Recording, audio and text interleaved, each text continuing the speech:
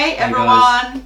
So welcome to this series of sharing our secrets to our happy marriage. Like I said, we've been getting a lot of questions on this one. So we're gonna kick off this series with answering money questions and So just it's gonna be sharing about money. yeah, Yeah. and just sharing like how we deal with finances, how we deal with that aspect of being in a relationship together, because money is something that Money causes a lot of yeah. problems, between it's one of the partners number and one couples, reasons, for people And money to- causes a lot of problems in family, so Yeah. in partnerships and marriages, it definitely causes issues. Yeah. So there's a lot that you probably need to discuss either before or during your marriage. Yeah. And Yeah. even before we got married, me and Jazz spoke a lot about finances and things like that, because I think it's very important to make sure that the person you're getting into a partnership, into a marriage with, understands how your thinking is about money, and you understand where they're coming from, and you try to get a middle ground. Definitely. Because like we just said, it's a number one reason why couples fight. So how do we go about that? I think we've explained before, but I'm more of the kind of look to the future, kind of not spend too much now. I mean, I do spend money, I'm not stingy, but I'm very much that we need to budget, we need to know where we're spending money, we need to save up, plus we need to have a holiday fund or whatever. If we're going to do stuff, it has to be structured. So I'm like that. Whereas, you're more like secure and safe and stuff like that. What were you like, babe, when we met? For me, I just think like if you have the money, or at least I used to think more like that. Probably because I didn't have dependents that depended on me, and it was just me on my own. It was more like if I have the money, I'm going to spend it. I wasn't really that bothered about looking into the future and stuff like that, because my attitude was always like, well, you can't take it with you. So that was like a very different way of looking into spending money, and that was something that we had to like really talk about and discuss a lot to come onto the same page and to make sure that there's no arguments once we actually got married. Definitely, you need to know what's important for both of you in regards to finances. Exactly, and you need to really agree on stuff, because there was like one thing we always said, like if you earn more money than me or vice versa, how are we gonna deal with that? How are we gonna deal with this? So, because at that time we worked at the same place, so our incomes were a bit similar. But in the future, when things change, how are we going to deal with that? And it did change once we had kids, because obviously Primrose went part-time. Yes. And Primrose was on maternity. So she was on half the money I was. Plus I was doing a lot more overtime. Yes. So I can't turn around and then say to her that, wait a minute, after we pay the bills, you're only getting a little bit of money, because I earn most of the money. So I'm keeping 70%. It doesn't work like that. Exactly. So we always were of the agreement that even if I earned 0 and she earned 6 figures, I'm still spending 50 grand. Exactly. So exactly. You're a team. We're a partnership. You're one. You're not separate. You're not there. It's not a battlefield where you both are in one house and you're fighting each other. Exactly. That's not what it is. You're a team. So we definitely thought like we needed to see eye to eye, and so we discussed about like, babe, what's important to you? And I discussed with Jazz like, I send my mum a couple of £100 every month, and for me that's very important. And Jazz was very good. He understood. And for me, I was like, you know what? I do like going on holidays, and I do like things like that. So that's also important to me. And you explained to me like. Whereas for me, I like going out with the boys. I'm gonna go out, so a couple of £100 is gonna get spent there, because I do like to have a drink with them. And they like to do a lot of stuff. So they're very social. So I said, look, I'm not gonna not go out. So I've got 4 or 5 tight friends. I'm gonna still continue to go out, but obviously I'll reduce that because that's an agreement we had to come to. That's an agreement as part of marriage again, exactly. which before we got married we would have discussed. But in regards to money, I still said I'm gonna go out and spend a certain amount. Plus, I definitely will go to the gym. So that's another cost of gym membership that you need to save money again. Is being discussed. So we sat down and we discussed. We wrote down how much we brought into the house together, and then we just basically like put in all the expenditures that we're gonna go out, like phone bills, life insurance. So it's part of the budget that we were gonna do. The gym and stuff like that. And so so this is stuff that is gonna go out every month, like haircuts, whatever. Without fail, it's gonna go out. Then once whatever is left, how much of this are we gonna save? So we agreed, okay, this is gonna go get saved, and then what was left, we just split it. We didn't say you earn more, I earn less. It never worked like that. No. And so it was like, okay, you have some money to go and spend. You're not accountable to me on what you do with that money. That's your money. And the same as me, I'm not accountable. So basically, you're assigning spending money. Yeah. And this is important. Exactly. If you don't assign spending money, and say one person's more in control of finance than the other one, it not only is going to create inferiority for that other partner, but also they're going to get resentful. That's it. Again, you're going to fight because you're going to say, wait a minute, I don't do anything that I used to do. And if anything, being married to you is like, my finances are dead. I have no finances. I was better off single, renting a room. And I had money in my pocket, whereas now I've got nothing being married. So these things you have to understand. Exactly. And that was another thing, because I lived on my own, and so I knew like about bills and stuff like that, and you lived at home, so you had like more outgoing money. Isn't it? You had more spending money. I had more spending money, but I was still good at budgeting, because I always was in a situation where I always put money towards my family home. Because culturally you always treat it like your own home. So for me that was good, because it taught me how to budget. So I always did without 50% of my money, which was good. So I'm glad I did that, because when I left home it was like almost like paying rent. So it wasn't any different. I knew how to budget. So when it comes to money, I was always good with my finances, and I always had a holiday fund. I always had the saving fund. So that's important. And you got to have another thing. You got to have is a lot of you got to understand short-term and long-term goals with your partner. So I knew that as soon as I left home, I had to buy a house. So the crux of the money that we earned all got saved. And I said to Primrose, I'm not living on rent. No, not forever, no way. I can't do that. And if we have kids, then we need a place to stay. Now, if she turned around and said to me, wait a minute, we've just got married, I want to go on holiday for 2 years and just blow money. And not save anything. Then I would have been like, wait a minute, so when are we going to actually then go and have kids and actually have our own home? That's it. So, but good thing is she understood that. So we had that long-term goal. So we definitely spoke about that. And I was like, okay, well, we need some short-term goals.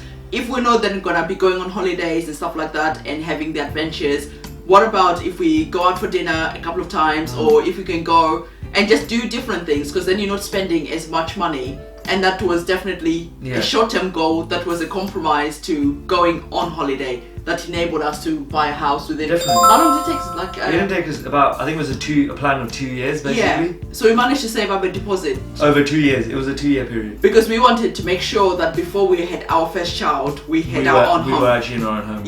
So because at that point, Prim would have had to stop working, and then you could then money. You can then get a mortgage. So again, we discussed all that. We discussed saving on that front, that long-term goal.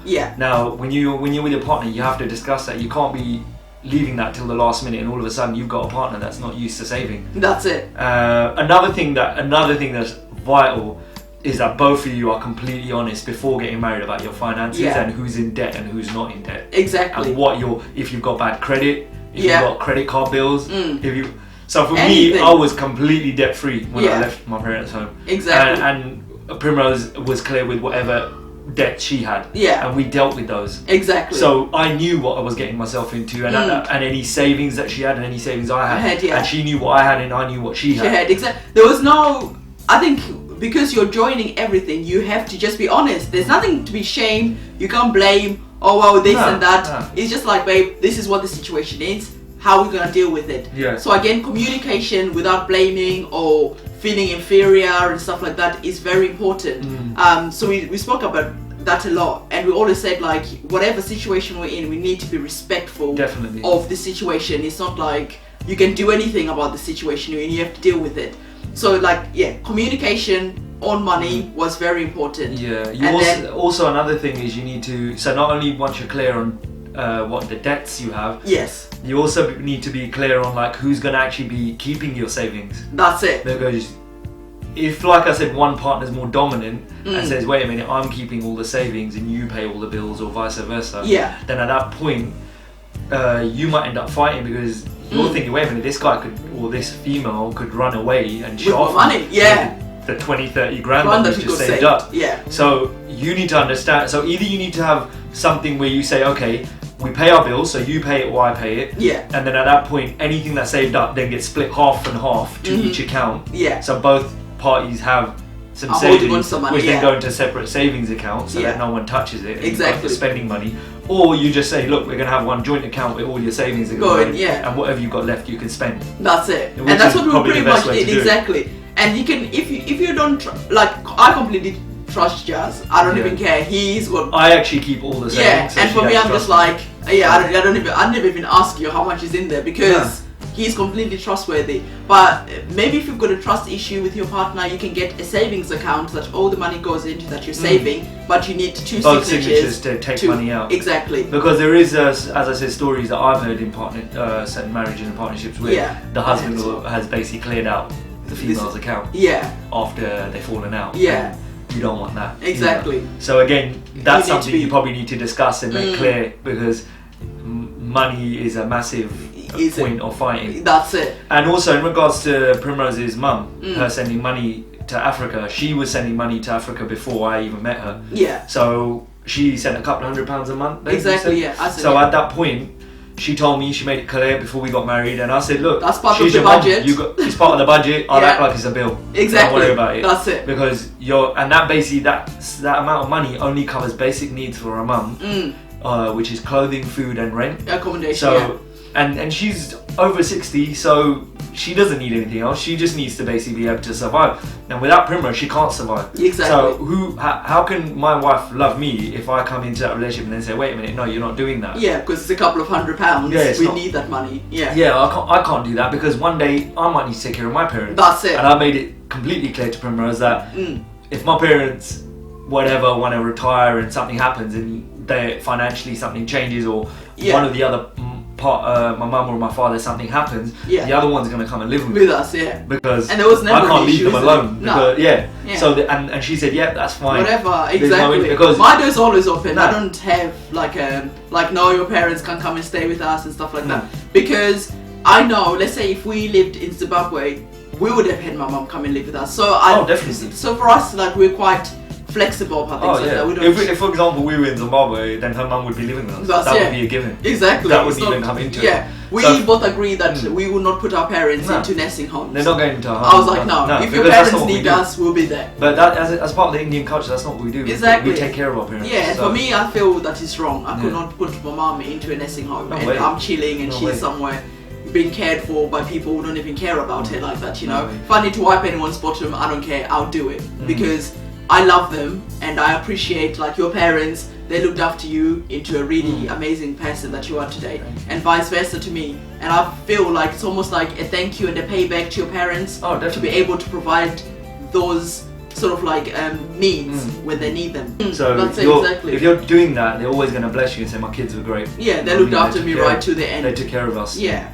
So it's important. That's very important to discuss, because if someone in that partnership is like, wait a minute, my parents are going in a home, I'm not taking care of your mum and dad, then you've got an issue there, because your cultural beliefs might be completely different to the guy or female that you're marrying. So that'll break you up. That's it. Because your mum and dad are so important. Yeah, because you'd be heartbroken if I said, something happened, and I said, no, they can come and stay. I'm like, what? What's going on? And at that point, you might say, do you know what? Then fine, I want to go take care of my mum or my dad, because now they're alone. And that's it. And you see you later. That's and it. the relationship is finished. That's it. Over something so trivial. So and then another thing we also spoke about is okay, fine.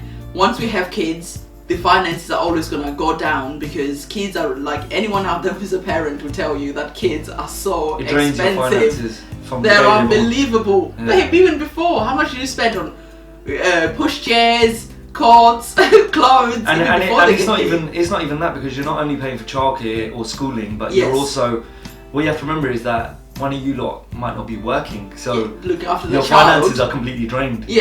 So what's going to happen then? Are we going to fight about that? You're going to fight. How are we going to resolve that when that so actually financially happens? You need to understand that, babe, is what we're saying. So that's so always think 10 steps ahead. Ahead of that happening. Yes. Because I think with most couples, sometimes you forget to think, what's going to happen when the kids come along, because the wife might lose money when she's on maternity, because I know I did. We lost half of my income when I was on maternity. So all of a sudden, you've got less money. So you might not be able to save, and you might not be able to go on holiday.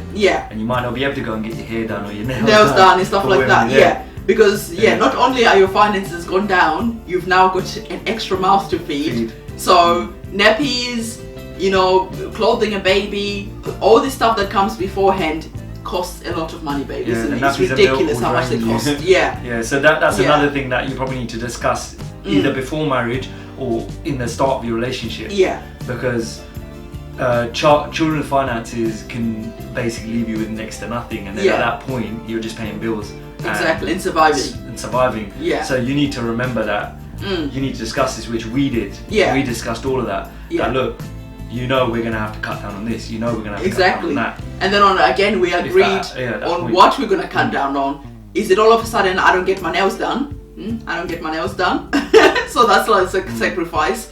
What are you going to sacrifice? So you can sort of like guesstimate at the beginning, because you don't really know how much your baby's going to cost. So you can put some money aside for that. Okay, fine, we're going to cut you doing this, you're going to cut you doing that. Or you might be lucky that you earn lots of money and you don't have to do that. But are you going to take that money from your savings? Where is that extra money coming from? So don't forget about taking kids into account if you plan on having kids. Because again, this is something that's quite stressful once they come along, because we were really surprised. I mean, the financial effect it has. Yeah. I wasn't even like, I need, you know, the most expensive things for kids or something like that, things like that. I was like happy with the basics, and it was just incredible just how much the basics cost. Is ridiculous. So that's definitely one point you definitely need to take into account.